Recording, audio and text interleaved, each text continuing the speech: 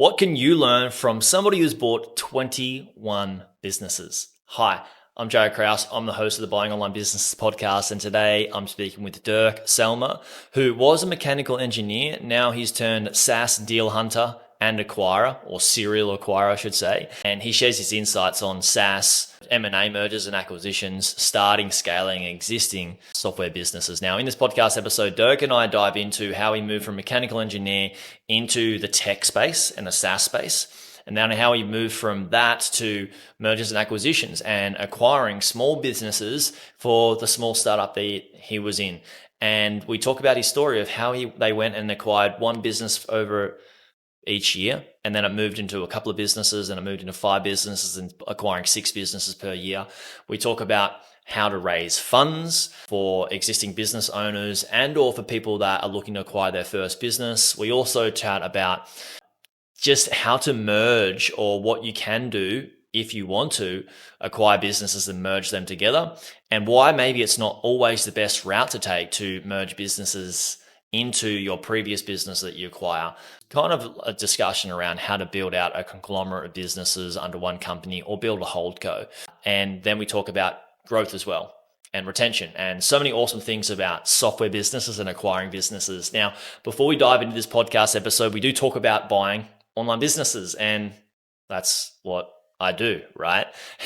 So if you haven't got my due diligence framework, you can get it for free. It's helped people save millions of dollars, make millions of dollars, and it takes the guesswork out of acquiring an online business. Go to buyingonlinebusinesses.com/free resources. You can get that due diligence framework there and a bunch of other cool stuff too. So let's dive into the pod. Dirk, welcome to the pod. Thanks so much for coming on. Yeah, thanks, Jaryd, for inviting me. Glad to be here. You're welcome. I'm looking forward to this chat. So, mechanical engineer, and then you moved into SaaS. How and why? Well, I would say the short answer is lucky coincidence. My last role as an engineer was at Alpina BMW. They are not calling themselves so, but it's a BMW tuning company. So they took the BMW basis and then tuned it and increased performance. And it was a cool job, but I always wanted to do a master's. And so I quit my job, started a master's with focus on electric vehicles, electrical engineering in the automotive industry. And during the time, I met some student colleagues who were keen to start their own business. And there was a seminar at our university about like startups and how to build your own business, where we participated. And that's how I got into that whole tech startup bubble. And we worked for a while on our own business, but ultimately failed. But this was in the software space. So we wanted to build a parking management solution for retailers. And when we decided, okay, we part ways and we do something different, I ran into the SaaS Group founder at that time. And the business was still at a very early stage, and he was looking for an analyst to help with deal sourcing. And that's how I got into that whole SaaS acquisition topic as a mechanical engineer. Yeah, cool. And so I've got 2 questions here. What do you do in short now? And then I want to come back to the acquisitions part that you did for that first tech startup. What is it that you do in short now? Just if you could explain for the listeners. So me personally, you mean? Yeah. Okay. Yeah. So my role is head of origination. I think you could compare it with a sales role at a typical SaaS company. So I go out, I speak to founders of potential M&A targets for SaaS Group, and I try to see if there's an opportunity. So you could also say head of deal sourcing. So I'm constantly trying to engage with founders and see if they are interested in exit and in potentially working together with us. Cool. So head of deal sourcing. And so this first sort of tech startup, you jumped straight into basically deal sourcing as well, right? So what sort of deals were you looking at, and why does it make sense, I guess, for a tech startup to acquire other businesses? And what were those, why, and how did that look for you at the time? Yeah, so I mean, back in the days when I was running my own startup, when we were working on that software company ourselves, we were in the early stages. So I think at this point, it wouldn't make much sense to look for strategic acquisitions already. But I think for more established businesses, it definitely makes sense to look left and right. I mean, you know it yourself, right? There are thousands or millions of small businesses you could benefit of because it provides a feature for your existing business, because it just provides access to specific clients to your business, etc. Even if it's just a blog or a newsletter or whatever, an affiliate website, it could still have a positive impact, and you can maybe get it for a reasonable price. So I now also encourage like small SaaS founders running businesses of like, let's say, a few 100K ARR to consider small acquisitions, even more so now that the barrier is quite low given all the M&A platforms like Acquire, Flipper, website closers, and so on. Yeah, absolutely. And so what sort of businesses were you acquiring? Was it those, newsletters, small SaaS businesses that could be a feature of the startup you were working in? Was it affiliate sites? So what were the ones you looking at particularly when you first started?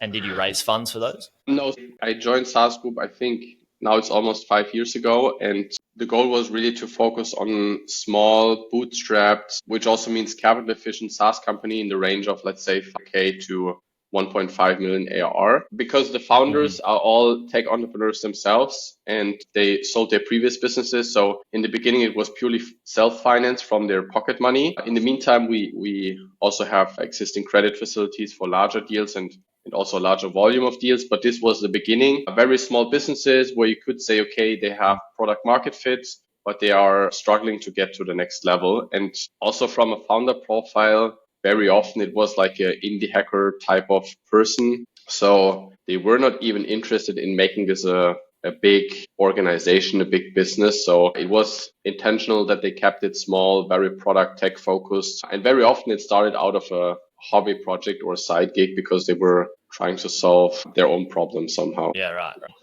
They didn't really raise funds. They already had that as a part of the startup in cash themselves from selling previous businesses. Is that right? Yeah, that's right. So I think it was a good situation for us to not raise funds and not make this a VC case. I mean, maybe you've seen it in the Amazon FBA space. They were highly debt and VC financed. And so you have pressure to deploy capital, pressure to do acquisitions. And I think for us in the beginning, it was more like building a proof of concept, finding out if that whole thing works, and if we can really work on improving these businesses and then go from there. A lot of people want to acquire and build out a big holding company, right? And to do so, they don't have much capital. They're obviously raising debt. And then it becomes tricky because you raise debt, you need to pay your investors back, and which means you need to acquire.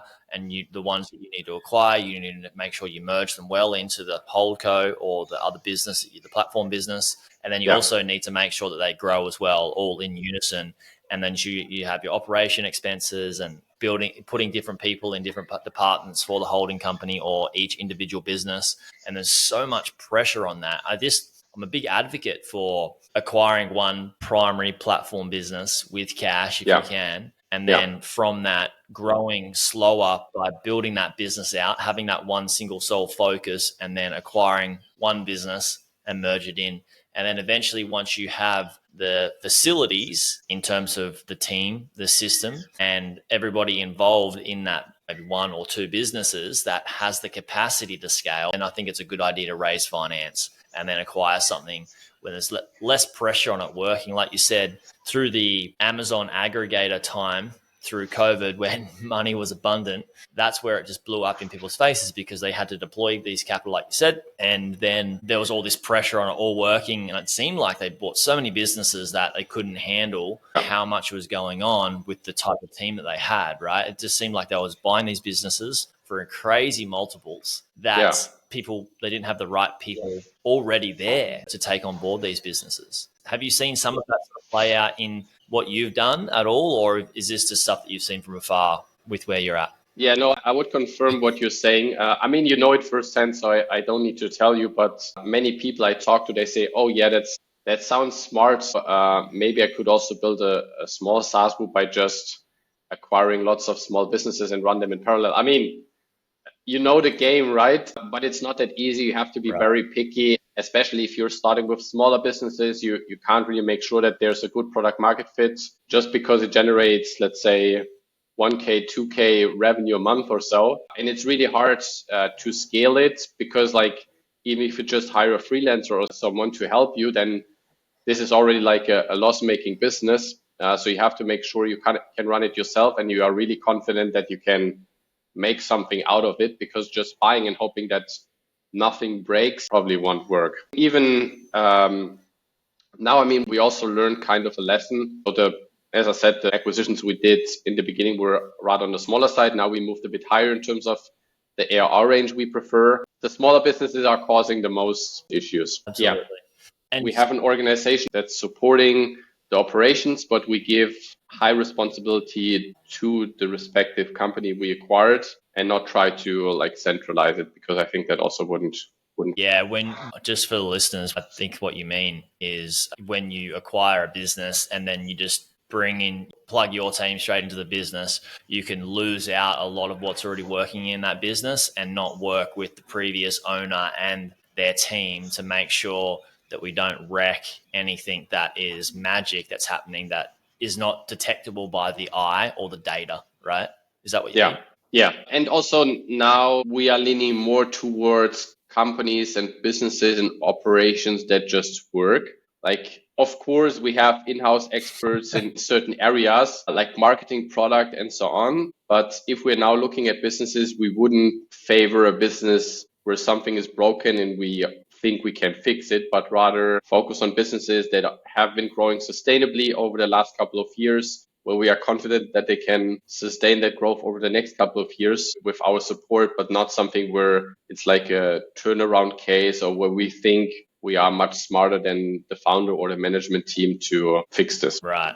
I think that's investing principle number one, really, is like not looking for something that just has massive opportunity. Look for something that has minimal risk, and the opportunity is just massive icing on the cake, right? Yeah.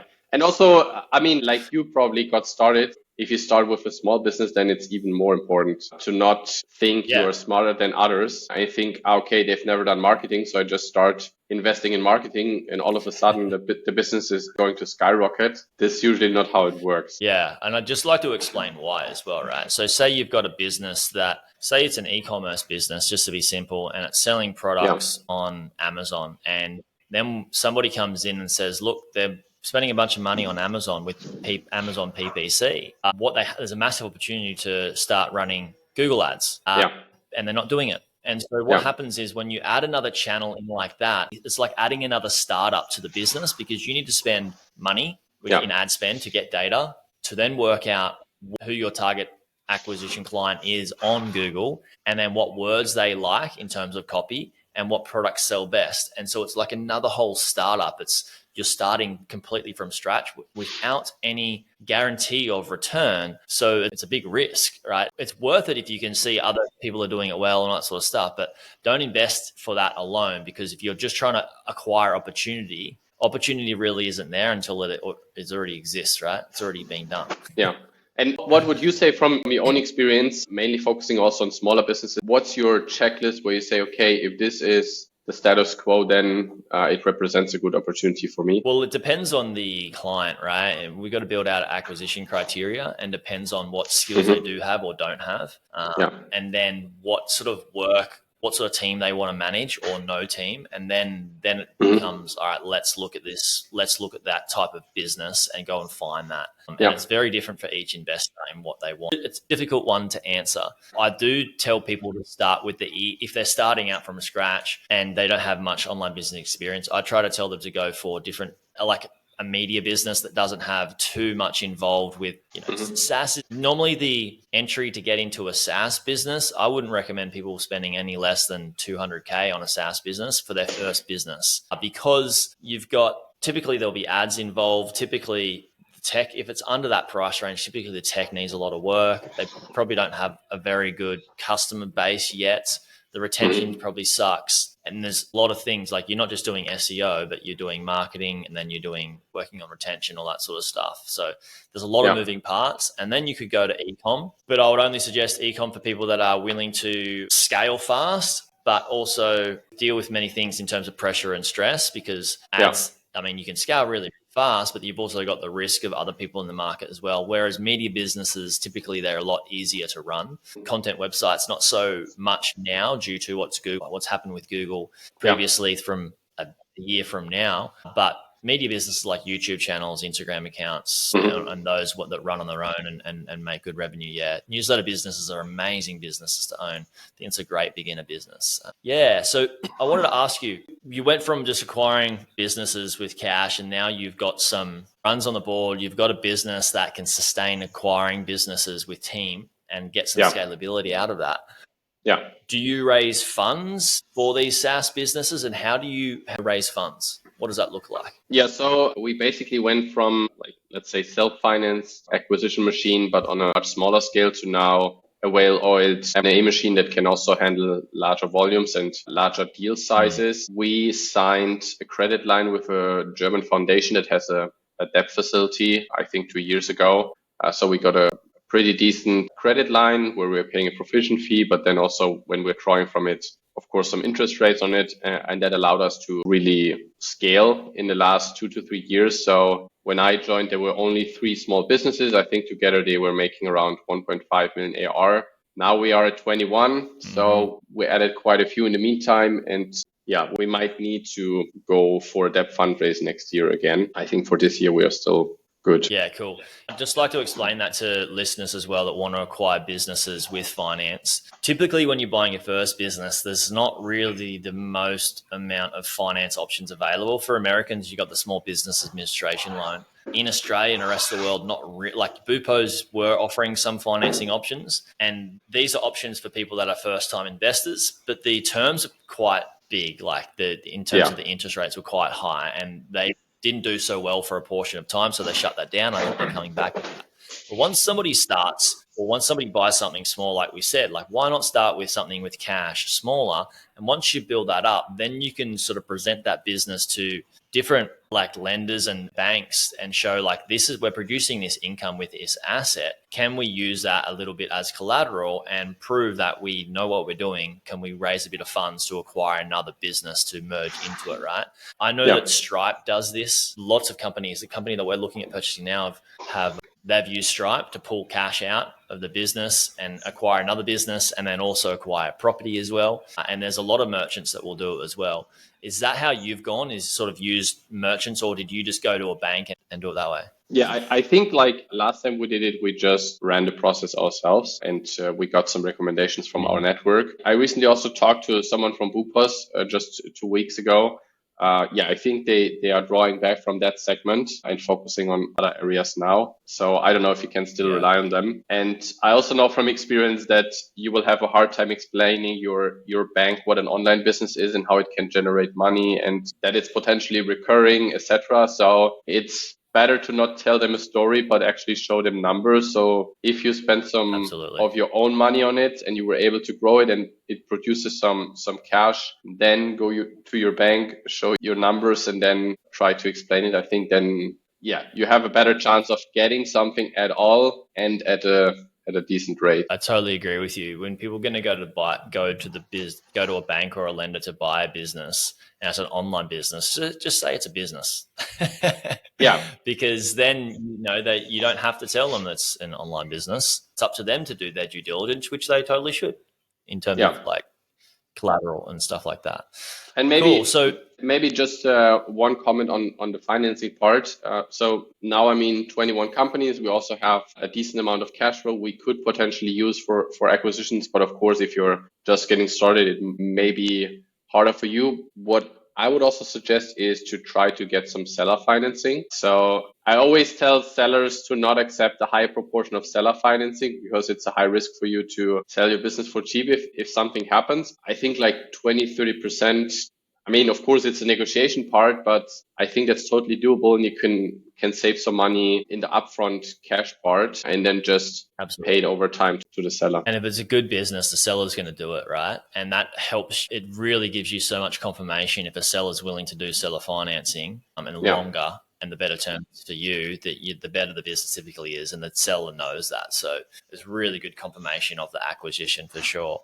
So you said you've acquired 21. You got 21 businesses in the SaaS group now. Yes. Yeah, cool. Congratulations. How long ago was the first business built or acquired? Yeah, so I think we started in 15, but then just acquired one per year. And then we slowly ramped up the volume. So last year we did 6. I hope this year we will again do 5 to 6. And yeah, we will gradually move upwards. So we're currently hiring people for our M&A team. So next year we will aim for, let's say, 8. And yeah, then just see how it goes. But it's not that we want to blow up the team and just go for volume, because there's also a process that follows the acquisition. So you also need to integrate them, integration projects. It comes with adding new people to the family, properly onboarding them, etc., etc. So we also need to make sure that we're not messing it up once we close the deal. So yeah, that's why more gradually ramping up the volume. Yeah, I think it's good. Since 2017, so what's that? That's 9 years. Yeah. Starting slower. As you get better and better at it, things just compound, right?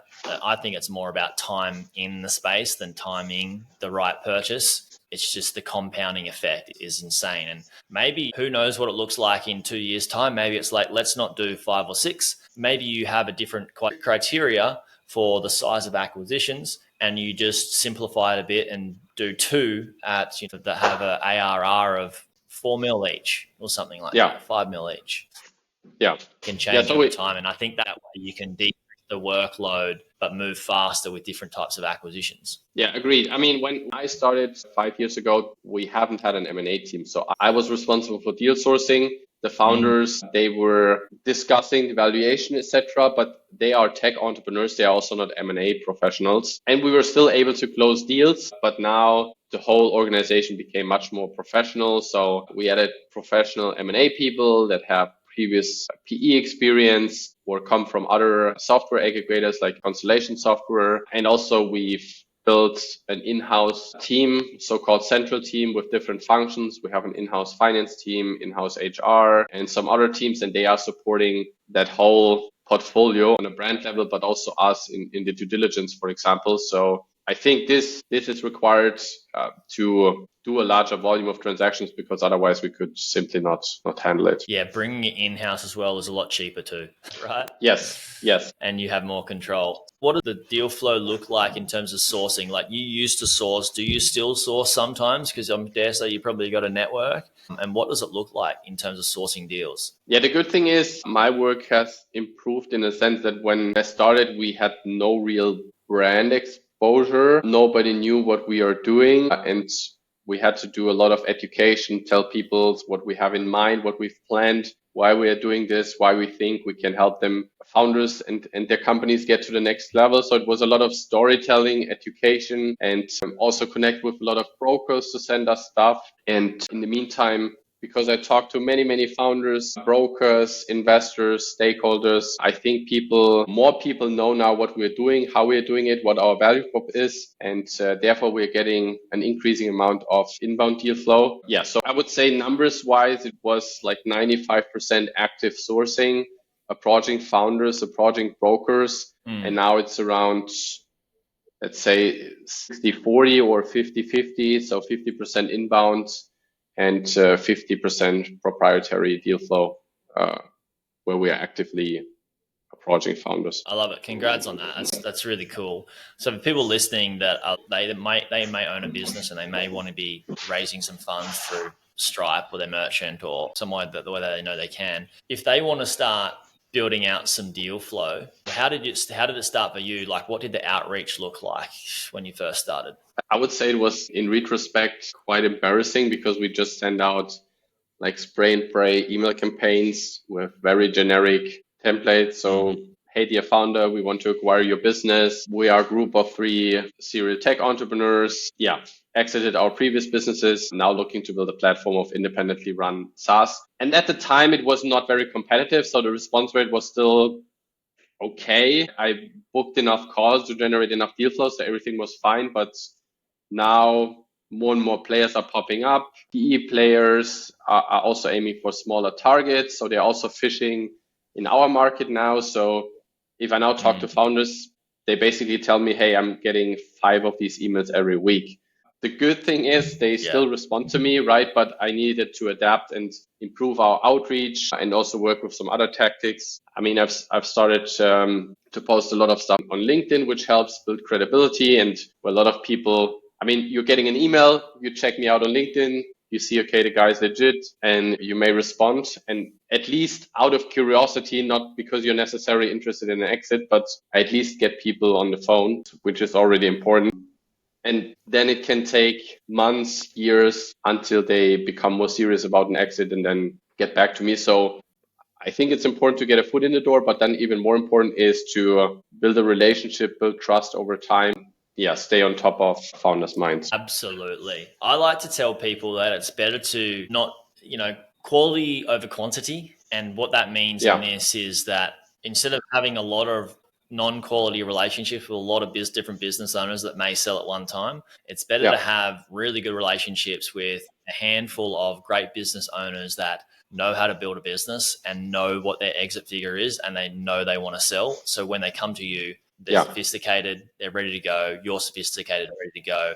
And it's far easier to manage less relationships, but quality relationships, and your ROI, if you're going to look at it in terms of relationships, it's far better that way, right? Agreed. So I think from my experience, you have like two bigger camps. You have that one camp of founders, they know they are going to exit. They have like more or less a clear plan. So I'm doing this for 5 to 10 years. This is what I'm aiming for financially. So I'm trying to max it out, find the right buyer. And at each point in time, they roughly know where they are in terms of valuation. They also have reasonable expectations. And then there's the other camp. They are basically saying, I take this with me to my grave. I'm not planning to sell anytime soon. Or if I would sell, it's like it needs to be 100 million. And usually this camp moves towards the other camp, but it's a matter of time when that happens. So I agree. I mean, the more you know about your preferences, like do you want to stick around for a while with the buyer, or do you want to leave? How long do you want to stick around? Do you go for a big cash component, or do you rather opt for maybe an earnout and some upsides, equity swap, whatever? I think that's really important. And also if you have at least a ballpark figure in your mind, what your business could be worth or what you want to have for it, and if it's reasonable. And I mean, we are more of a generalist buyer, right? So we have acquired SaaS businesses in the HR space, productivity space, marketing tech space. So we acquired opportunistic and understand ourselves as generalists. But many founders I talk to, they are aiming for the big strategic exit to Microsoft, Salesforce, or another big scale up, highly VC funded that acquires them for a steep multiple. But what they don't get is that it's super hard to land on that corporate dev team priority list as a missing piece of their puzzle to approach you and be interested in exactly your business because of your client base or because of your strong moat in a certain space, because you're strong IP, especially in our space, because we are more looking for horizontal products. It's so rare that companies are getting acquired by strategics. So that's a really good thing to mention. Two things is one, you've got people that are in the camp of like, we're not going to sell until we get this big figure and this exit. Over a long enough period, most people are going to shift camps and to go, okay, let's get to this price point, let's exit, because most people get to a point in business where like, I'm done, I'm over it, or it's, I need cash, or I want to do something differently with my life. Even if the business is great, it's worth them moving on. And then secondly, those people that are looking to sell their business to Google, Microsoft, and all these large firms, when you think about it, say you've got Warren Buffett, he buys the best businesses in the world, and people literally create businesses, build them to sell them to Warren Buffett, and Warren Buffett declines like 99% of them, right? So he gets the best deal flow brought to him because he's such a good investor. And it's the same with Google, and it's the same with Microsoft. So the chance of getting to that level is very, very hard. So most people are going to shift into that camp of let's sell it maybe earlier than we expected, or for less, maybe we were not going to get to $100 million exit. Maybe we get to $1 million exit and chalk it up as a win, and then do something we're more passionate about now, because over the 10 years of what I was passionate about, it's changed a little bit, right? Yeah, that's also what I recommend to founders. I mean, I'm not saying SaaS Group is the only buyer out there and there are no better offers you can get. Of course, you should compare and also ultimately pick what's best for the business, what's providing the best outcome for you. I'm just saying, if you want to increase your chances of selling to one of these bigger players, you better start building relationships with the core dev team today and stay in touch. And even then, in 99% of the chances, you will not close a deal. So yeah, it's a bit like gambling, right? You shouldn't go all in, but of course, maybe you can chip a few dollars into that bucket to see if it works out. Absolutely. Now, I want to ask the question for those who are looking at acquiring their first business and or have their first business and they want to acquire another one and merge it in. Mm-hmm. What are some of the most successful things that you've done in terms of an acquisition, merging it into the primary business that have seen you the best results, that it could be general and could work for most people?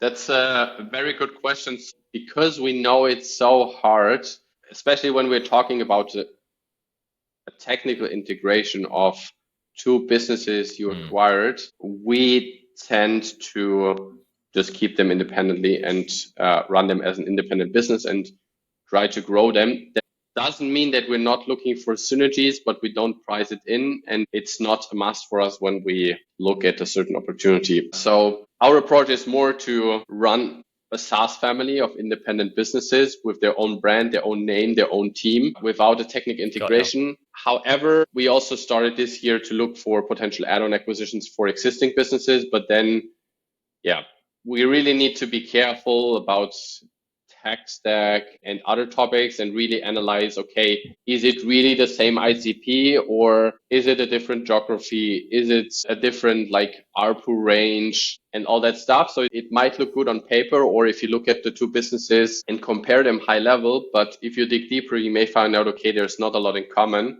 and it might be quite difficult to merge them. So if you're considering it, I would really be careful and do your homework, do a proper analysis, if it's really worth the effort or whether you can just build it yourself with less issues. So that's like what you've done is you've sort of realized that, okay, this demographic to the primary business is not 100% aligned. It's maybe 70 to 60% aligned with the primary business, this one that you're acquiring.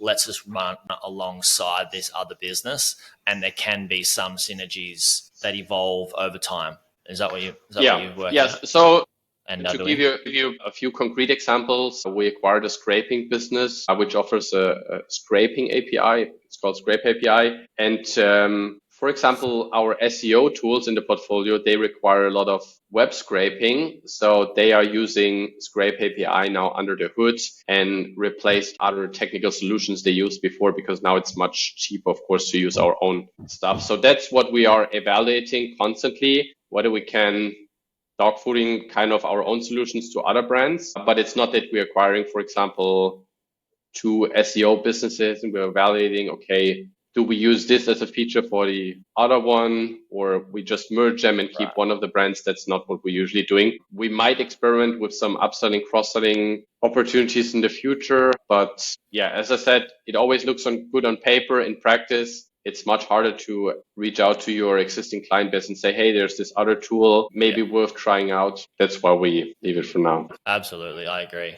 And another good way to do it, though, is if, like, say, for example, you've got somebody on your email list for this one business that hasn't yet used this tool. Maybe they're not looking for all the features and everything that's in that tool. You can market the other business through your email list to that email list and say, hey, look, if you haven't thought this out, there's a competitor that might be just as good, or there's this other product out here that has these things. If you're interested, we've worked out a deal where you could get a good deal for it. And you could run those campaigns from one business to the other business to the other, vice versa, sort of thing, just through an email list. For people that haven't yet made the move, that have thought about it and realize it's not the right tool, let's move across. Dirk, so good to have you on. Thanks. Yeah, thanks for having me. You were going to say something?